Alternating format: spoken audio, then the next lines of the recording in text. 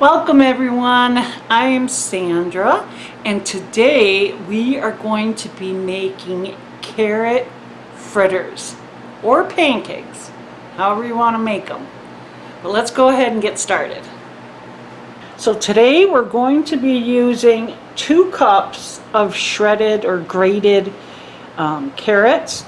That would be around 2 large carrots or 3 or 4 if they're smaller. This is, oh geez Louise, I want to say 4, somewhere between 4 and 6 green onions. Chop them all up. Use more or less depending, on your taste. 3 eggs, and can you tell which one was a pasture egg and which one was, and others that weren't? We're going to put some garlic in there. I very rarely measure this, so I want to say probably around a teaspoon. Salt and pepper. You got a half a teaspoon of baking powder, and then kind of heaping half cup of flour. So that's pretty much all you're going to need. Oh, and you're going to want to get your pan ready. So in a frying pan, you're going to put anywhere from a ½ inch to an inch of oil. That's if you want the fritters. If you want them more like a pancake, then you're just going to need a couple tablespoons of oil and you'll be good to go. Alright, I'm going to start with these eggs real quick. I'm going to put a good amount of salt in there, probably a little less than a teaspoon, and just, a small amount of pepper. I don't want a lot of it. And we're just going to beat them up real good. I love these things. If you've never had these, you are in for a treat. They are so delicious.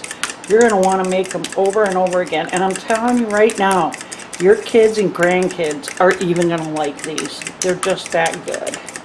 Okay. We'll put that off to the side for a minute. I'm going to put in our carrots. Oops. And then to that we will add our green onions.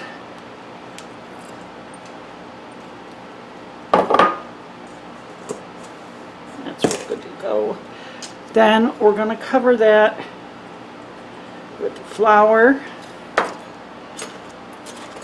and the baking powder. Now, if you're not catching all these ingredients or measurements, that's fine. Just look down in the description. I always put everything down there. And then, depending on how much you like it, garlic. If you don't like it, you can leave it out, of course. And you're going to take a big spoon and we're just going to coat all of this. And by the way, these also freeze well, in case you're wondering. Now, I can't remember exactly how many I got last time I made these, but it really depends too on how big you make them. But I'm thinking, and I make mine fairly big, so I think around 8. Maybe more? I don't know. I guess we'll find out. But yeah, I think it's around that much. Make them smaller, you get more. Okay, that looks fine to me. Everything's coated. Now we're going to add the eggs.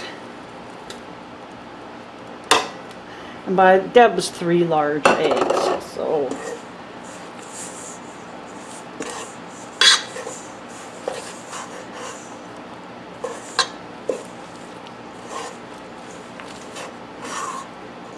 get it all mixed up.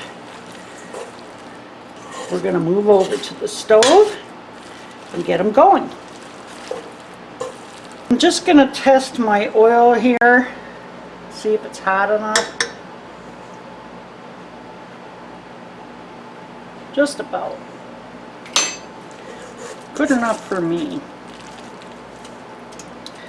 So I'm still using the same spoon, and that's about how big.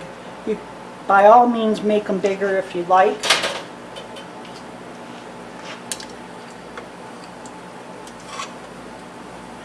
That's not a problem. I like them a little bit bigger. And you're going to fry these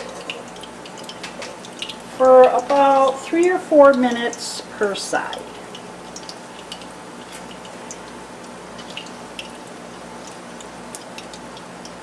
Now, I don't normally eat a lot of fried food, but there are some that I will make every now and then as a treat.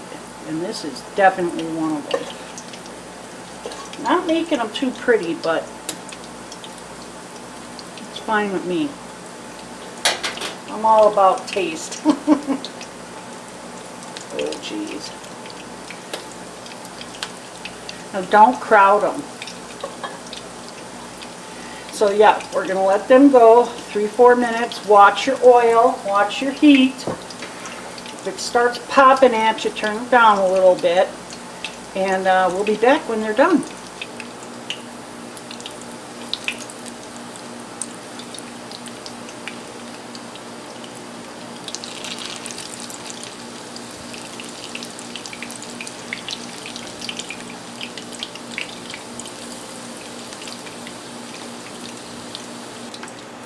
I just wanted to real quick share this tip I learned a while ago about fried foods. If you put them on a paper plate or a paper towel, they tend to get soggy before you can eat them. You know, if you're making them in batches in particular. So if you put them on this little cookie, oh geez Louise, can't think of the name, you know, on a cookie sheet, and then the cooling rack, there we go. That way it'll drip the grease, but they still keep their crispness. So it's a neat idea. Okay, they're done. It didn't take long at all. Here's what we're going to take a little bite of, and here's the rest of them. Some of them I made kind of small, so I ended up with about 14. If you're going to make them more of this, you know, a uniform size, I want to say you're probably going to get somewhere between 8 and 12 maybe. But anyhow, I like to have mine like potato pancakes with a little bit of cinnamon applesauce. But I was thinking apple butter would probably be fabulous with this. The kids would love it.